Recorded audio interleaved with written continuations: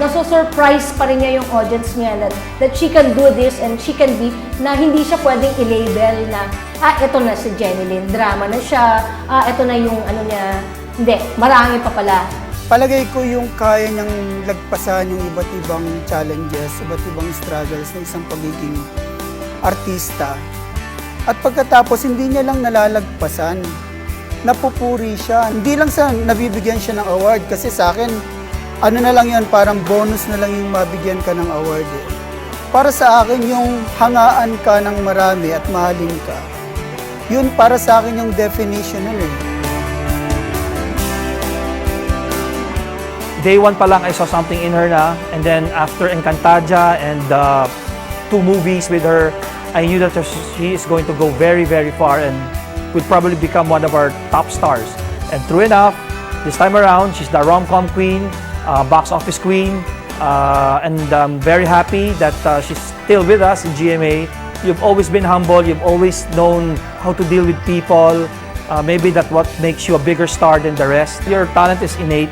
I can't ask for anything more if you're one of my artists. Si Jenny Lynn siguro yung isa sa pinakamagaling na naging host ng reality show para sa akin kasi kaya niyang kumabit dun sa emosyon ng mga contestants. Siguro dahil medyo malalim din yung pinagdaanan niya pagkatapos totoo yung simpatyang ibinibigay niya sa pagmamahal dun sa mga contestants. Kung meron akong sasabihing pinakamaganda sa ugali niya bukod sa napakagaling ng artista, yun na yung hindi siya pasaway sa set at marunong siyang makisama. Siya talagang nakikinig sa akin, yun yung start sa akin ng creativity. Ang gusto ko sa kanya is when I see it dun sa eksena, meron pa siyang dinadagdag bukod dun sa sinabi ko. So, hindi lang siya thinking actor, feeling actor din. Natutuwa naman ako kasi palagay ko naging bahagi rin ako ng biyahe mo. Sana lang, kagaya ng pagkakakilala ko sa'yo, ganun ka pa rin yung mapagkumbaba pagkatapos hindi pasaway, mapagmahal sa mga kasama mo, mga katrabaho mo. Kasi alam ko naman sa puso mo, hindi ka lang isang magaling na artista, kundi isa ka ring mabuting tao. Kaya palagay ko, malayo pa, ang biyahe mo, malayo pa ang mararating mo. Congratulations, Jen, sapagkat dito ka sa GMA7, unang umusbong, lumago, naging ganap na artista at nagwagi pa bilang artista. It's very easy to work with you. In fact, it's almost a pleasure working with you. As a matter of fact, sa'yo ko, unang-unang nagka-pack up ng 4:30 in the afternoon dahil meron kang premiere. So, ang wish ko lang ay magkaroon ka ng premiere every day.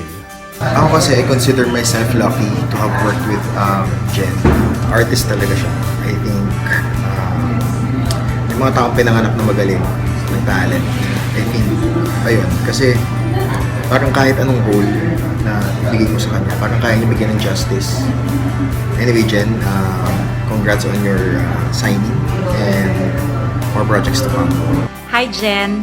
Congratulations on this new chapter in your life. Whoa, I'm actually taking a video of myself and I don't even do selfies. Para sa'yo lang talaga to. It's been 13 years already with GMA, but I can truly say that I believe that the best is yet to come. You know, I've known you way before you won Starstruck, and I couldn't be any prouder of what you've been able to achieve at a very young age. I am so happy for you. I couldn't wish you anything else except my best wishes. Alam mo, the road ahead will not be easy. There will be rough patches along the way, a lot of challenges that you will again have to face. But alam mo naman yun, you wouldn't have won Starstruck as the ultimate survivor for nothing. Di ba? So, carry yan lahat. Congrats again, Jen. Congratulations, Jenny Lynn. As the old slogan of this network says, this is where you belong. And I hope that you still be with us for a very long time. And I'm looking forward to working with you again in a series or in a movie. Congratulations.